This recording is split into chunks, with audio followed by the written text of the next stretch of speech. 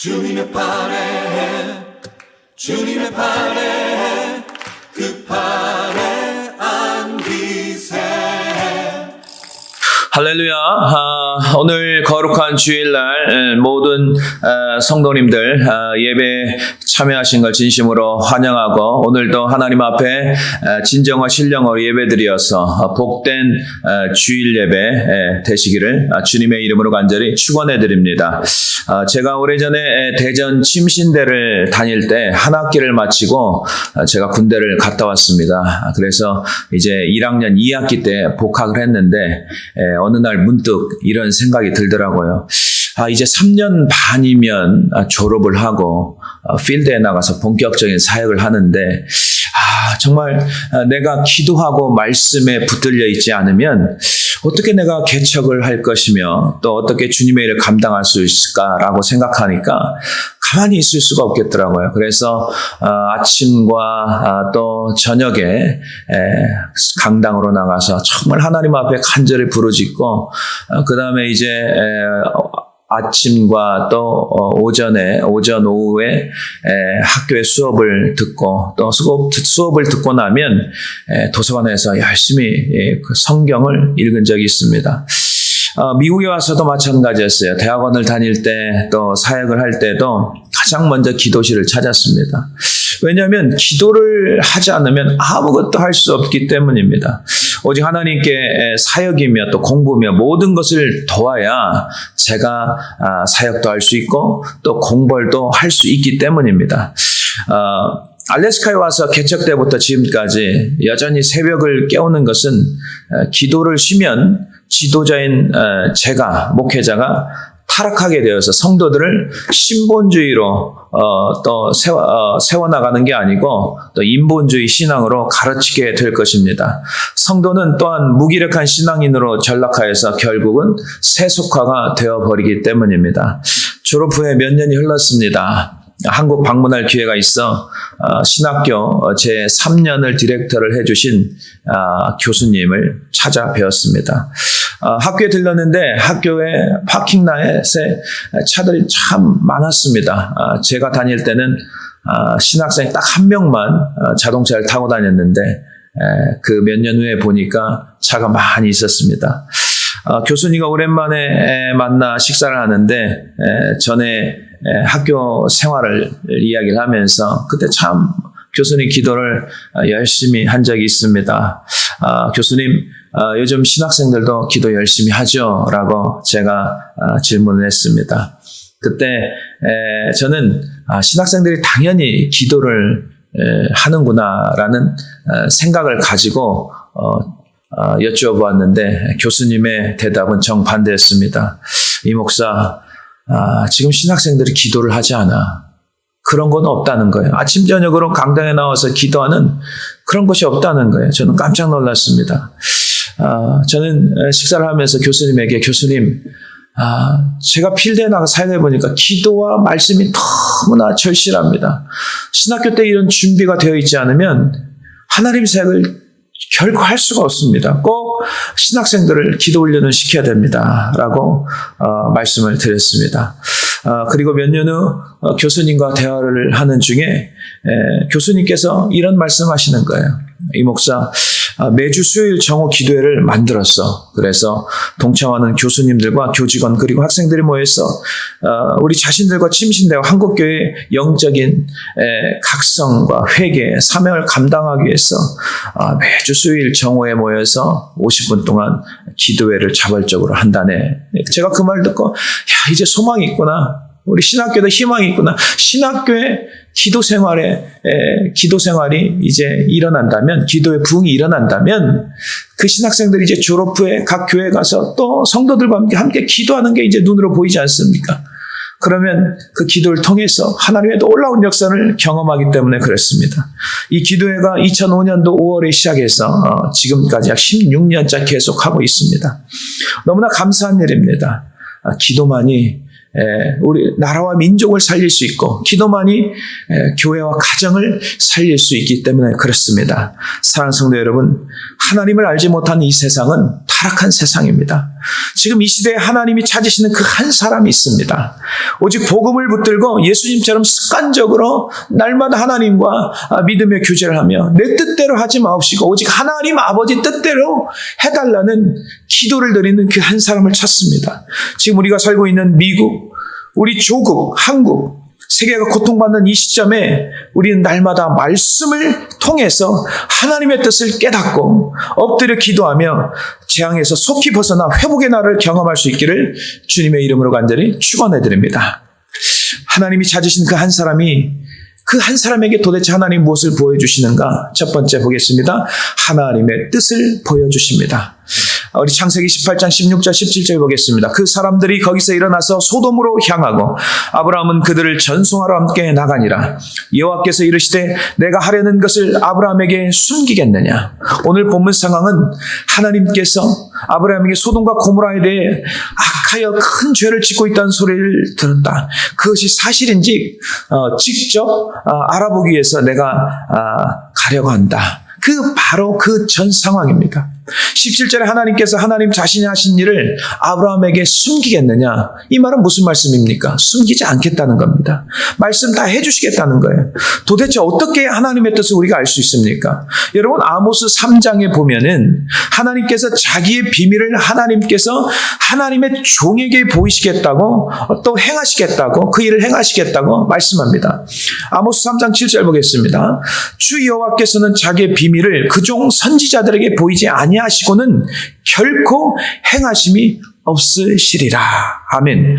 하나님의 뜻을 알기 위해서는 하나님과 동행하는 삶을 살아야 됩니다. 하나님과 함께하는 삶을 살아야 됩니다. 그러기 위해서는 하나님 자신을 가장 자세히 정확하게 기록한 말씀, 즉 하나님의 말씀을 우리가 들어야 되고요. 묵상해야 되고요. 예수님처럼 내 뜻대로 기도하는 게 아니에요. 오직 하나님 아버지 뜻대로 하옵소서라는 그런 믿음의 기도를 드려야 됩니다. 하나님께서 모세를 통해서 가나안 땅에 들어가는 이스라엘 2세들에게 그들을 불러서 뭐라고 말씀하십니까? 하나님의 말씀을 듣고 배우고 지켜 행하라고 말씀했습니다. 신명기 5장 1절 보겠습니다. 모세가 온 이스라엘을 불러 그들에게 이르되 이스라엘아, 오늘 내가 너희의 귀에 말하는 규례와 법도를 듣고 그것을 배우며 지켜 행하라 말씀했습니다. 그렇게 해야 하나님께서 이스라엘 백성들과 함께 하시고 동행하시는 것입니다. 그렇지 않으면 하나님이 행하시는 일을 전혀 알지도 못하고 깨닫지도 못하는 것입니다. 여러분, 코비드-19이 이제 벌써 이제 사회적 거리두기가 한 달이 넘어섰습니다. 그 기간 동안에 자기의 죄를 깨닫고 통회하는 사람이 있는 반면에 전혀 영적인 부분과 상관없이 단지 앞으로 어떻게 먹고 살아야지 이것만 걱정하는 사람이 있습니다. 왜 이렇게 두 부류의 사람으로 나눠집니까? 하나님과 동행한 사람은 매일 말씀을 묵상하기 때문에 또 늘 기도하기 때문에 사회 현상, 기근, 큰 지진, 홍수, 전염병을 통해서 큰 징조를 깨닫고요. 하나님께서 심판하실 날이 가까이 왔음을 알게 됩니다.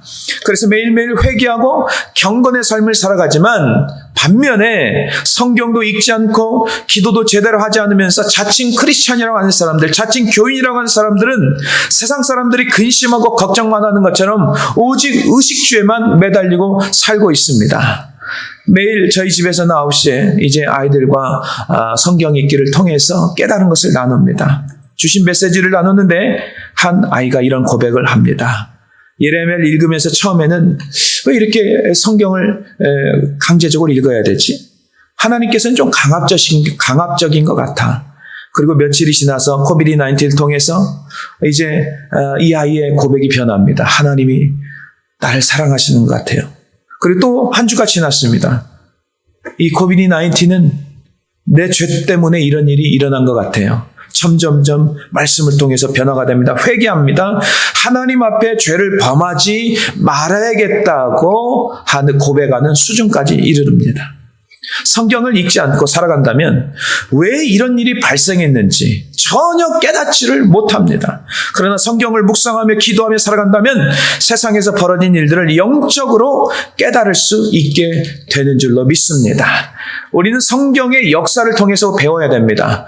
더 이상 시행착오를 겪지 않도록 해야 됩니다. 아무튼 하나님과 동행하는 사람에게 하나님께 직접 말씀해 주시고요. 말씀을 통해서 보여주시고요. 또한 깨닫게 주십니다. 하나님과 동행하는 아브라함에게 그를 통해서 천하 모든 나라가 복을 받게 될 것이라고 말씀하십니다. 그리고 소돔과 고모라 심판하기 이전에 아브라함에게 자녀들에게 여호와의 도를 지키라고 말씀합니다. 창세기 18장 19절 보겠습니다. 내가 그로 그 자식과 건속에게 명하여 여호와의 도를 지켜 공의와 정의를 행하게 하려고 그를 택하였나니 이는 나 여호와가 아브라함에게 대하여 말한 일을 이루려 함이니라. 아멘. 왜 소돔과 고모라가 하나님의 심판을 받을 지경까지 갔습니까?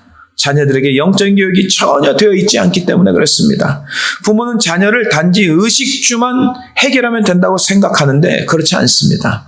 가장 중요한 것은 먼저 부모가 영적인 사람이 되어야 됩니다. 하나님의 말씀을 먼저 본인들이 묵상하고 그리고 그 말씀을 배운 것을 철저히 자녀들에게 가르쳐서 하나님과 동행하는 삶을 살 수 있도록 해야 됩니다. 소돔과 고모라 동성애, 이 동성애가 마치 올바른 것처럼 합법화하려는 시대, 마리아나 같은 마약이 합법화되고 있는 시대, 음란 동영상이 너무나 자유롭게 오픈되어 있는 시대, 대학교 기숙사 화장실이나 탈의실을 남녀가 공동으로 사용하는 시대, 술집과 불법 총기 폭력이 얼마나 난무하는 이 타락하는 시대에 우리가 살고 있습니까? 교회에 나와서 잠깐 말씀 듣고 예배드리고 과연 아이들이 세상에 나가서 이 더럽고 추악한 세상을 이겨나갈 수 있겠습니까? 그렇기 때문에 신앙교육은 가정에서 해야 됩니다. 가정에서 부모는 자녀와 함께 끊임없이 말씀을 나누고 엎드려 자녀를 위해서 기도할 때 자녀들이 세상에 나가서 물들지 않고 하나님 말씀이 우리 자녀를 살려낼 수 있는 것입니다. 신명기 6장에 하나님께서 모세가 약속의 땅에 들어가기 직전 이 세들에게 마지막 설교를 하는데요. 부모가 자녀들을 어떻게 해야 되는지 굉장히 자세히 가르쳐주고 있습니다. 말씀의 핵심은 부모들이 먼저 말씀을 가슴에 새기라는 것은 뭡니까? 이 돌에다 이름을 박을 때 정으로 돌을 쪼아냅니다. 크게 가슴에 새긴다는 뜻입니다. 부지런히 여호와의 도를 가르치고 또한 삶으로 행동으로 자녀들에게 보여주어야 된다는 것입니다. 신명기 6장 6절 7절 8절 9절 보겠습니다. 오늘 내가 내게 명하신 이 말씀을 너희 마음에 새기고 내 자녀에게 부지런히 가르치며 집에 앉았을 때든지 길을 갈 때든지 누워있을 때든지 일어날 때든지 말씀을 강론할 것이며 너는 또 그것을 내 손목에 매어 기호를 삼으며 내 미간에 붙여 표로 삼고 또 내 집 문설주와 바깥문에 기록할지니라. 아멘. 사랑하는 성도 여러분, 시대 상황이나 정확하게 분별할 수 있는 것은 바로 하나님을 경외하고 말씀을 듣고 내 뜻이 아닌 하나님 뜻대로 이루어지기를 소망하는 기도를 할 때 하나님과 동행하는 주의 종이나 성도를 통해서 알 수 있듯이 하나님께서 말씀을 통해서 우리에게 가르쳐 주시는 줄로 믿습니다. 지금 우리가 살고 있는 이 마지막 시대, 소돔과 고모라 같은 악한 시대를 살아가는 우리는 아브라함처럼 하나님과 동행하여서 말씀을 통해서 가족을 구원하고 나라와 민족 더 나아가 세상을 구하는 기도의 사람이 되시기를 주님의 이름으로 간절히 축원해 드립니다. 두 번째, 하나님이 찾으시는 그 한 사람은 누굽니까? 다른 사람을 위해서 중보 기도를 드리는 사람입니다. 28절 보겠습니다. 50의인 중에 5명이 부족하다면 그 5명이 부족함으로 말미암아 온 성읍을 멸하시리까 이르시되 내가 거기서 45명을 찾으면 멸하지 아니하리라. 아멘. 소돔성의 심판에 앞서 아브라함은 하나님께 가까이 나가 간절히 중보기도를 하고 있습니다. 하나님, 소돔성에는 의인이 악인과 함께 있습니다. 의인과 악인이 함께 심판받는 것은 부당한 일입니다.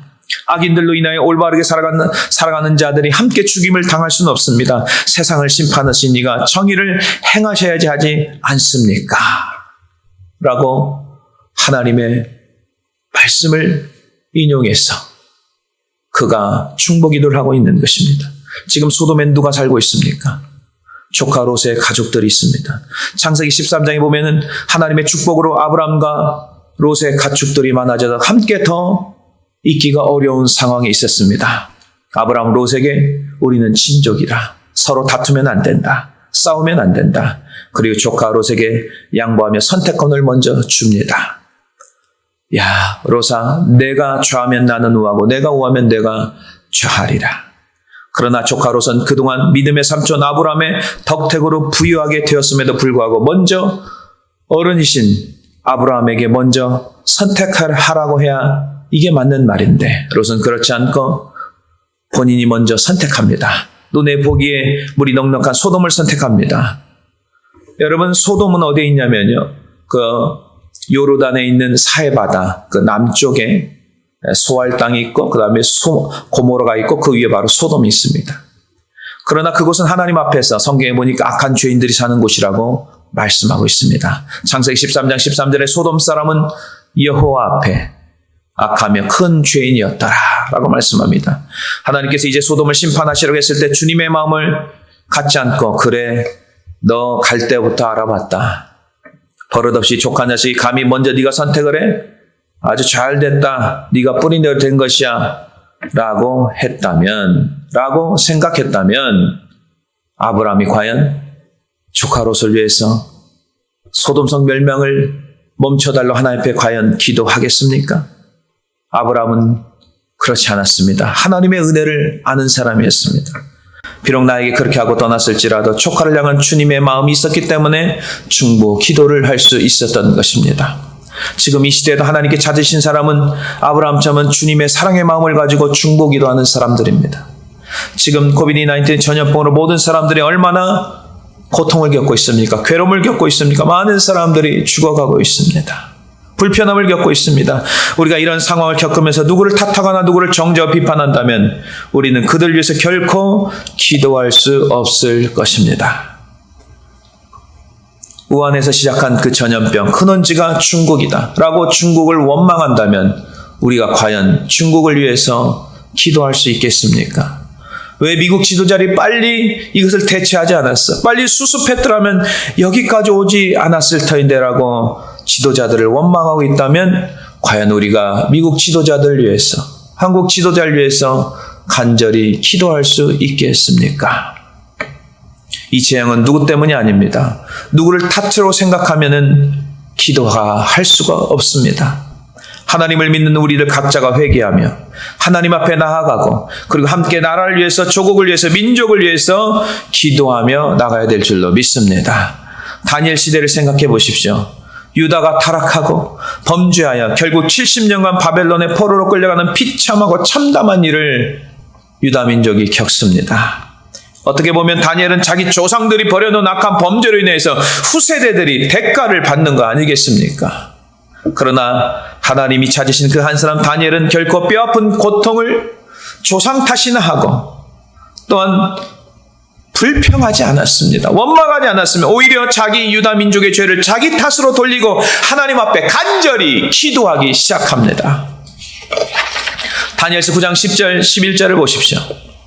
우리 하나님 여호와의 목소리를 듣지 아니하여 여호와께서 그의 종 선지자들에게 부탁하여 우리 앞에 세우신 율법을 행하지 아니하였음이니이다. 온 이스라엘이 주의 율법을 범하고 치우쳐 가서 주의 목소리를 듣지 아니하였으므로 이 저주가 우리에게 내렸을 때 곧 하나님의 종 모세 율법에 기록된 맹세대로 되었사오니 이는 우리가 주께 범죄하였음이니이다. 다니엘의 기도는 철저하게 진정한 회개를 촉구하는 기도를 했습니다. 누구 때문이 아닙니다. 자신을 포함한 우리가 주께 범죄했나이라고 고백합니다.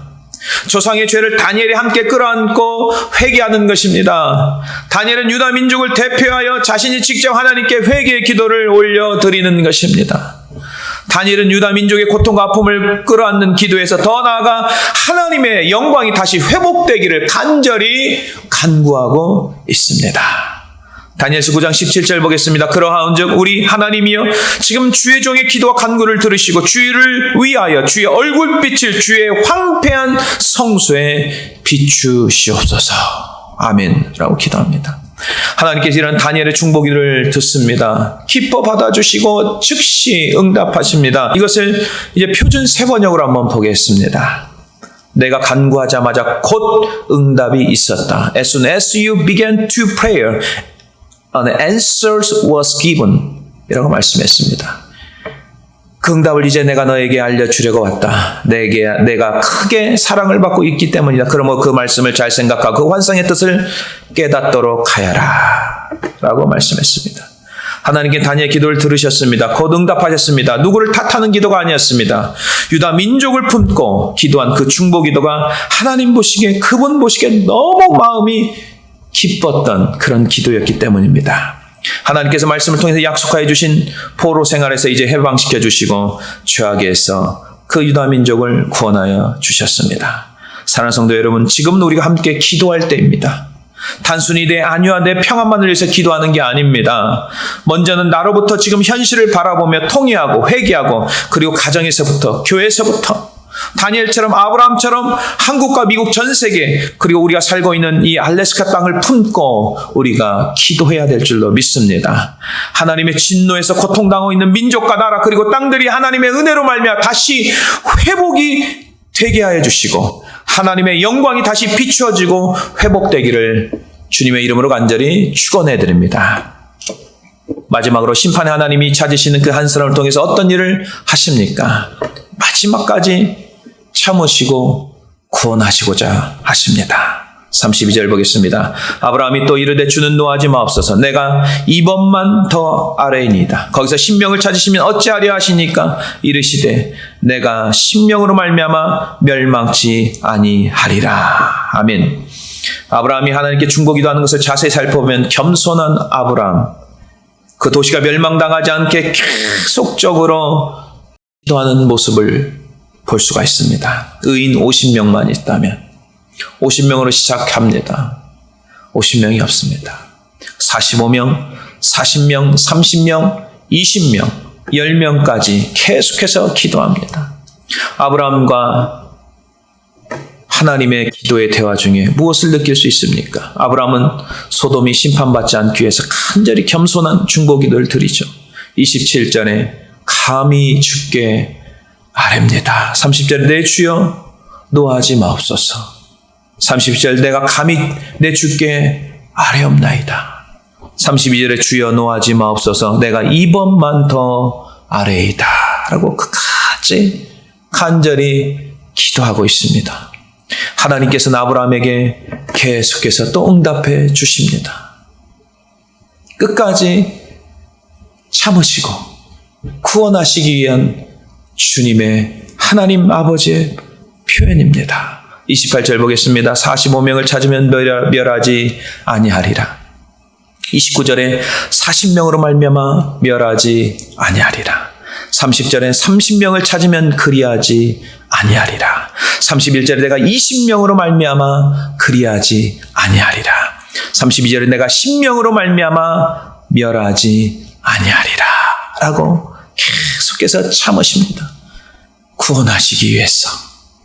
10명만 그 도시에 의인이 있다면 멸망하지 않으시겠다고 말씀하십니다. 지금 이 소돔과 고모라 같은 시대에는 하나님께 진실로 하나님을 경외하며 섬기는 그 한 사람을 그토록 찾으시고 원하시는 것입니다. 주님이 찾으시는 그 한 사람 한 사람의 중보기도 때문에 심판받아야 할 도시, 멸망받아야 할 그 나라가 회복이 되고 살아난 놀라운 역사 일어날 줄로 믿습니다. 예레미야 5장에 보면은 유다 예루살렘 성이 죄가 전역에 퍼져서 완전히 만성이 되어버린 성이 되어버립니다. 죄를 한 번 지을 때는 양심에 걸려 힘듭니다. 그러나 한두 번 계속하게 되면, 죄를 범하게 되면 죄에 대해서 수치심이나 아무런 부끄러움이나 양심의 일말의 가책을 느끼지 않습니다.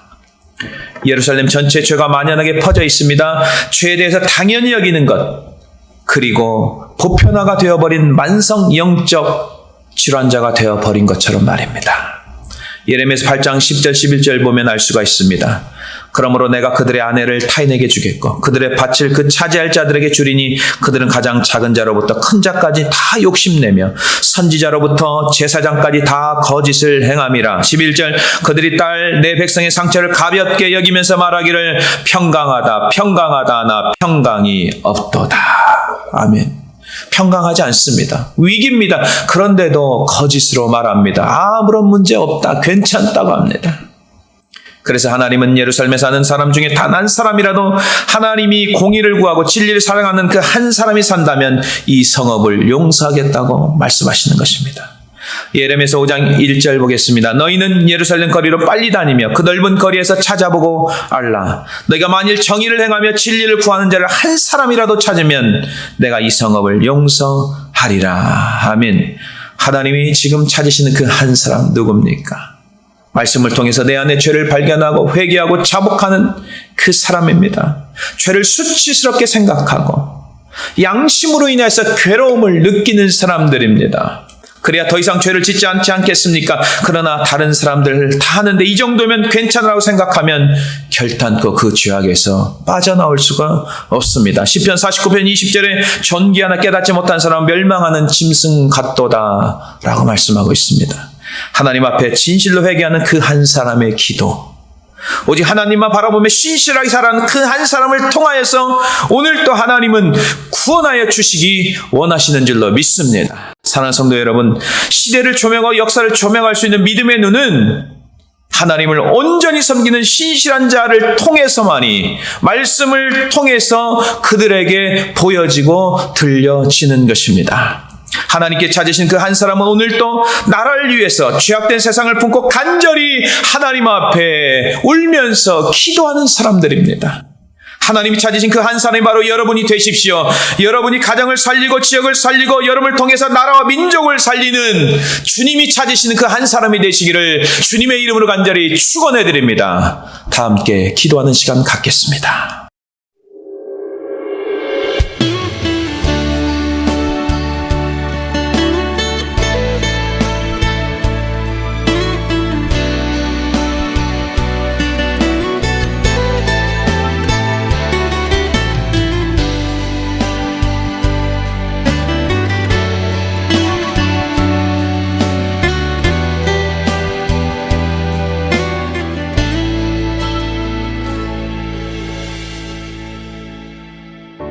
주를 위한 이곳에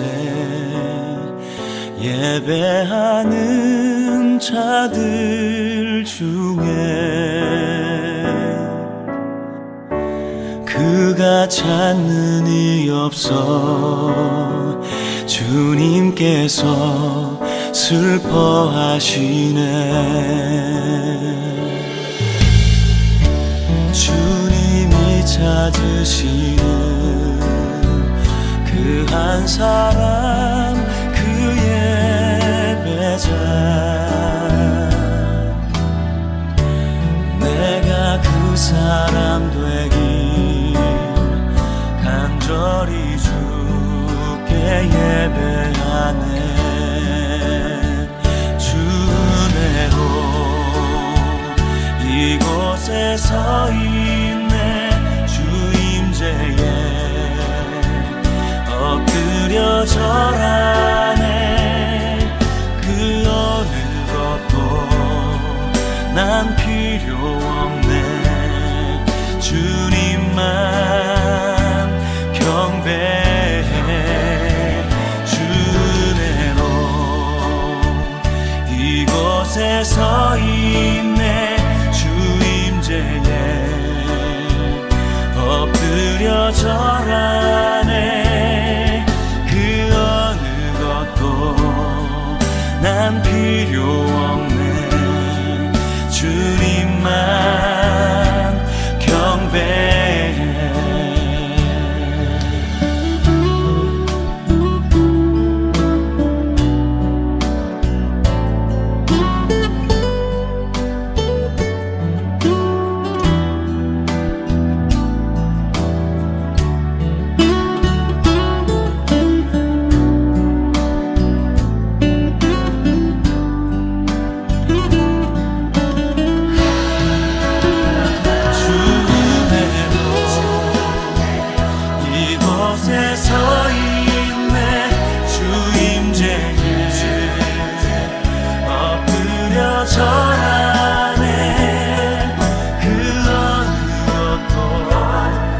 난 필요 없네.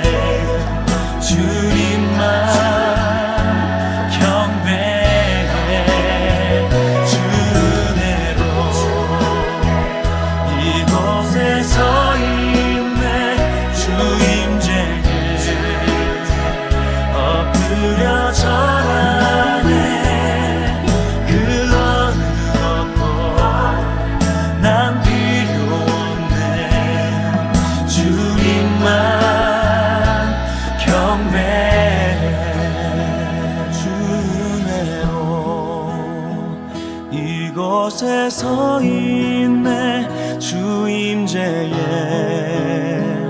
엎드려 절하네 그 어느 것도 난 필요 없네 주님만 경배해 그 어느 것도 난 필요 없네